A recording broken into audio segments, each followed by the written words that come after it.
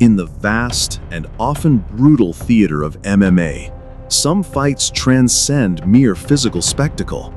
They become mirrors of our society, melting pots of beliefs, prejudices, pride, and the visceral quest for supremacy. The showdown between Jean Silva and Bryce Thugnasty at UFC 314 on April 12, 2025 in Miami was not just another fight on the card. It was a seismic event, a foretold collision of opposing narratives, fueled by a torrent of controversy that threatened to drown one of its protagonists before he even stepped into the octagon. Of how a fight became a referendum, how words spoken far from the cage echoed with the force of blows, and how a charismatic showman and a controversial preacher found themselves at the epicenter of a perfect storm.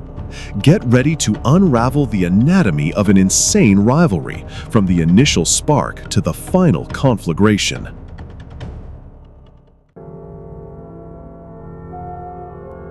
Bryce Mitchell. For many, the name already conjured up a peculiar figure in the UFC roster. A talented grappler with a respectable record, Thugnasty cultivated the image of the American country bumpkin, the simple man of the land, devoted to his faith and his shotguns. But beneath this rustic facade lurked ideologies that, when exposed, would cause shockwaves. The year 2025 had barely begun when, in January, Mitchell used his podcast not to analyze jiu-jitsu techniques or predict fight outcomes, but to delve into one of the darkest chapters in human history. With disconcerting ease, he uttered the unthinkable, a defense of Adolf Hitler. Hitler was a good person, Mitchell stated, clumsily and grotesquely attempting to justify the Holocaust by minimizing the genocide of 6 million Jews. The words, like poison, spread quickly. Fans, fighters, analysts, the MMA community reacted with a mixture of horror and disbelief. How could an athlete on a global platform echo such hateful sentiments? Dana White, the president of the UFC, a figure who rarely shies away from controversy, found himself in a delicate position. He condemned Mitchell's remarks as disgusting, but in the name of a fervent defense of free speech, he chose not to impose any formal punishment. "People can say whatever they want," White declared, "even if it's repulsive. It's not my place to police thoughts." It was a decision that, to many, smacked of complacency, or, at the very least, a dangerous complacency. Far from retracting his statement, Mitchell doubled down. In subsequent appearances, he invoked his German heritage, suggested that history was more complex than the official narrative, and, in a moment of almost surreal defiance, claimed to have no regrets about his statements. It was as if he inhabited a parallel reality, immune to the weight of his own words. But his defense of Hitler was only the most visible and repulsive tip of an iceberg of eccentricities. Mitchell was already a well-known proponent of conspiracy theories, including the flat earth theory, a belief he defended as fervently as he applied his hand triangles. His intense and vocal faith often mingled with aggressive proselytizing, painting his opponents and critics as servants of evil forces. He saw himself as a warrior for God in a fallen world, and the Octagon sometimes seemed like just another pulpit for his personal crusade. The atmosphere around Bryce Mitchell was charged, thick with the revulsion and misunderstanding his words had sown. He had become a pariah to many, a toxic enigma. And it was into this landscape that a new name, vibrant and energetic, was preparing to enter the arena, not just to fight back, but to respond.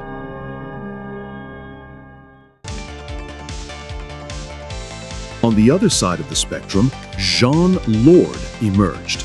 A native of Santa Catarina, a member of the charismatic Fighting Nerds team, Silva was the antithesis of the darkness that seemed to surround Mitchell. With an infectious smile, an energy that overflowed from the Octagon, and a characteristic bark that became his trademark, he quickly won over a legion of fans. His rise in the UFC was meteoric. Impressive knockouts, dominant performances, and a presence of mind that set him apart. In February 2025, after yet another emphatic victory, this time over Melsik Bagdasaryan, Jean Silva wasted no time. With the microphone in hand and the MMA world still digesting Mitchell's latest verbal atrocities, Lord issued his challenge.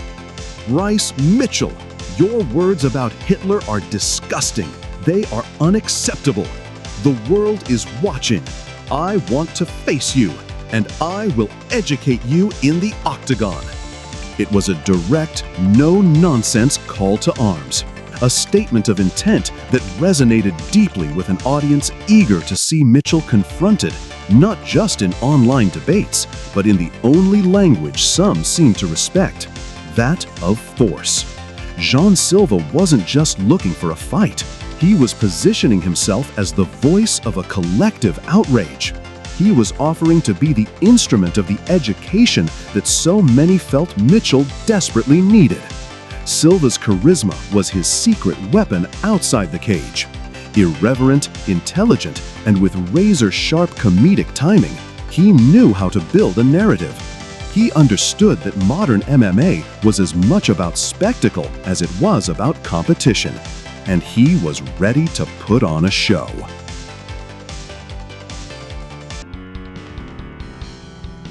The challenge was accepted.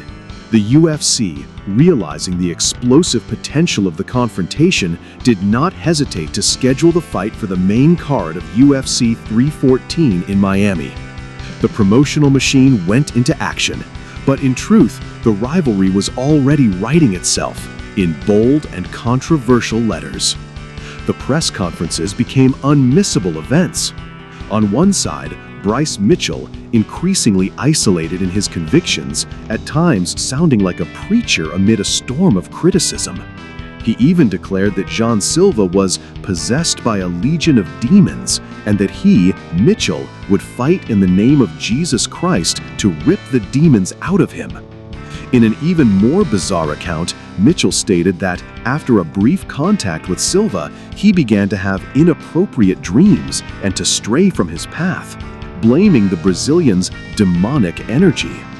On the other side, Jean Silva, Lord, took every opportunity to poke fun at his opponent and, at the same time, charm the audience. In one of the most memorable moments, during a press conference, Silva brought a globe with him and placed it in front of Mitchell, a clear provocation to the Americans' belief in a flat earth. "So you can get your bearings, my friend," Silva said with a mocking smile. While Mitchell answered questions from journalists, Jean did not shy away from interrupting with insults and provocations in Portuguese and English, raising the tension to palpable levels. "I'm carrying this event on my shoulders," Silva declared, and few could disagree. He compared his drawing power to that of Conor McGregor, and although it might seem an exaggeration for an athlete still on the rise, the truth is that the Silva versus Mitchell fight was generating a hype that overshadowed fights that were theoretically more relevant in terms of ranking. The animosity was real, palpable. In the staredowns, eyes locked, jaws clenched. Mitchell, in a demonstration of his mentality, refused to even simulate the touch of gloves, a traditional gesture of respect. For him, this was not a sport, it was a spiritual battle, a personal crusade. For Silva, it was a chance to silence a loudmouth, to defend values, and, of course, to climb another step in his promising career.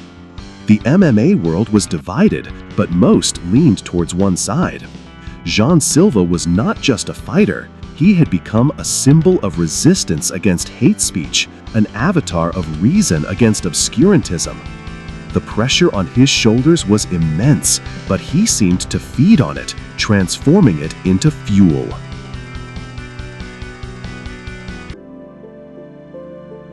Behind the public personas, the bombastic statements, and the hostile stares, there were two human beings, each carrying their own baggage, motivations, and demons, both literal and metaphorical.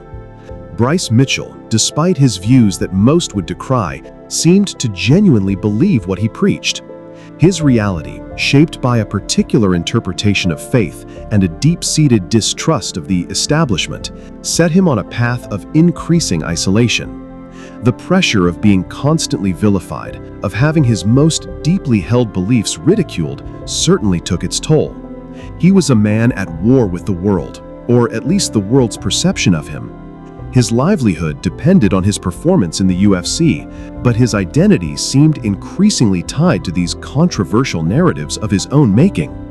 Jean Silva, for his part, carried the weight of expectations from a nation and a global community of fans who saw in him the hope of symbolic justice. He knew that a defeat would not be just a defeat. For many, it would be the victory of hate speech, the validation, however indirect, of Mitchell's words. The Lord had to be more than a good fighter. He had to be a hero. This pressure, overwhelming to some, seemed only to sharpen the Brazilian's focus. His training was intense, his mindset unwavering. He had a mission, and every drop of sweat in the gym, every repetition was a step toward it. Coaches, teammates, family members, everyone felt the magnitude of what was at stake. It wasn't just about technique, strategy, or physical conditioning. It was about mental resilience, about the ability to absorb hate and adoration and transform them into performance.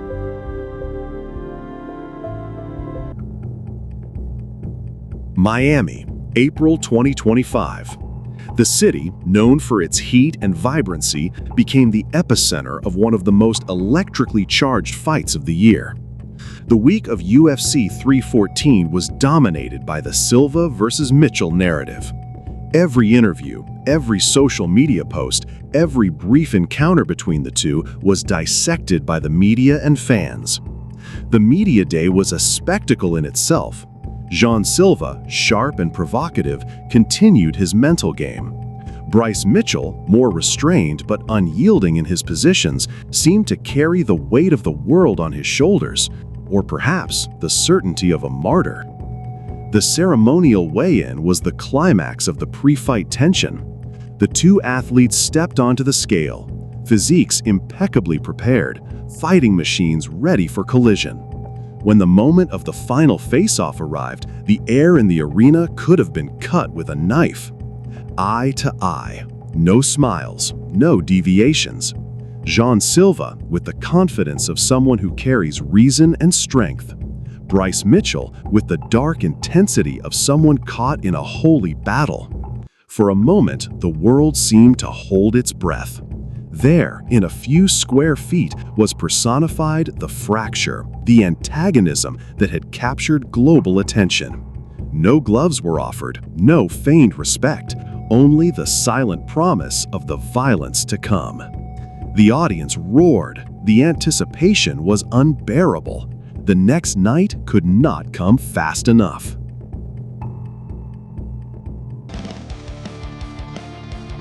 April 12, 2025. The Kaseya Center in Miami was buzzing. The time had come. The lights dimmed. The music blasted.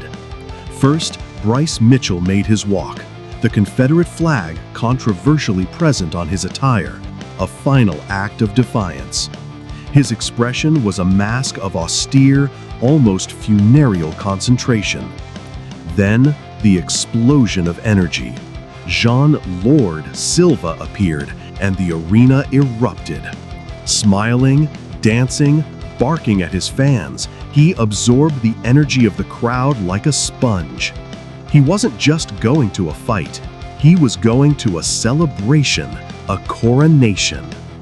In the center of the Octagon, the referee gave his final instructions. When asked if they wanted to touch gloves, Jean Silva held out hers. Bryce Mitchell completely ignored her, turning his back. The message was clear. There would be no let-up. The first round began studiously, but the tension was electric. Mitchell, true to his style, sought grappling, the ground where his dangerous jiu-jitsu could find a home. Silva, more explosive, circled, unleashing powerful blows, looking for space to unleash his combinations. The Brazilian defended the takedown attempts masterfully, frustrating Mitchell's initial plan. The exchange favored Silva, his blows harder, more precise. The crowd cheered with each punch landed by the Lord. At the end of the first round, Silva's dominance was visible. Mitchell returned to the corner with his face marked, breathing heavily. The narrative of driving out demons seemed to encounter a very earthly and very powerful obstacle in the form of the Brazilian. The second round began with Mitchell desperately trying to take the fight to the ground. He knew that on the feet, the night would be short and painful. But Jean Silva was having his day. With perfect timing, he connected a brutal sequence that knocked Mitchell down. Thugnasty fell, visibly shaken. Silva did not hesitate. Like a hungry predator, he advanced on his wounded prey. Mitchell instinctively tried to protect himself, but the Lord was relentless. In a quick, precise, almost invisible transition, Jean Silva caught Mitchell's neck. It was not a traditional rear naked choke. It was a rarer, more technical choke, known by few, the ninja choke. The pressure was unbearable. Bryce Mitchell, the man who spoke of demons and conspiracies, had no choice. He tapped. He gave up. The referee intervened. It was over. Jean Lord Silva, the charismatic warrior from Santa Catarina, had won. The arena exploded in a deafening delirium. Jean Silva jumped on the fence, barking, releasing all the pressure, all the emotion. He had not only won a fight, he had fulfilled a promise. He had educated Bryce Mitchell on the only stage where that lesson could be truly understood.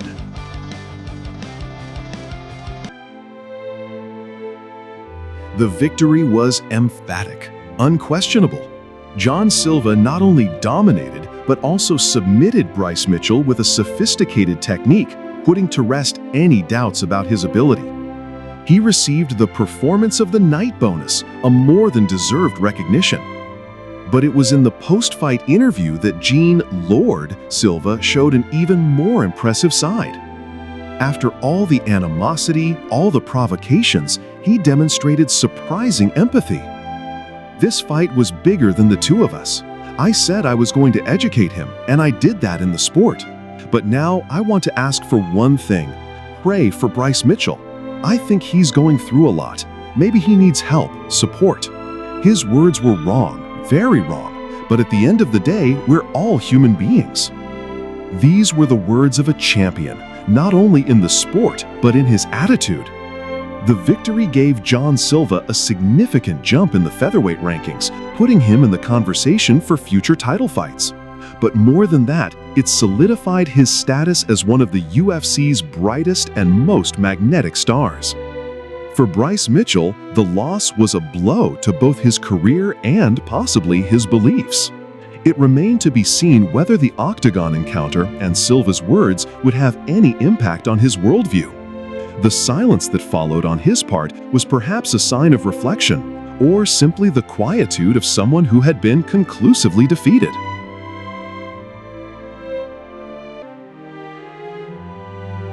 The fight between Jean Silva and Bryce Mitchell at UFC 314 will not soon be forgotten. It became a case study in the power of words in sport, in the responsibility of athletes as public figures, and in how MMA, at its rawest, can become a stage for much larger debates. It wasn't just about punches and submissions. It was about the clash between charisma and controversy, between joy and bitterness, between reason and delirium. Jean Silva emerged not just as a victor, but as a voice of wisdom and talent in an often chaotic world. Bryce Mitchell, in turn, became a grim reminder of the depths to which discourse can sink and the consequences of becoming alienated from shared reality. This rivalry demonstrated the ability of sport to mirror and, at times, confront the tensions of society. It showed that fans crave not just athletic skill, but narratives they can connect with, heroes who represent something bigger. The legacy of this fight goes beyond the outcome. It is a reminder of the fine line between freedom of expression and hate speech, and the role that elite athletes can play in that delicate balance. The education promised by Jean Silva may have been symbolic, but its echoes resonated far beyond the four walls of the Octagon, in a world that, more than ever, needs champions who fight for the right things, inside and outside the cage.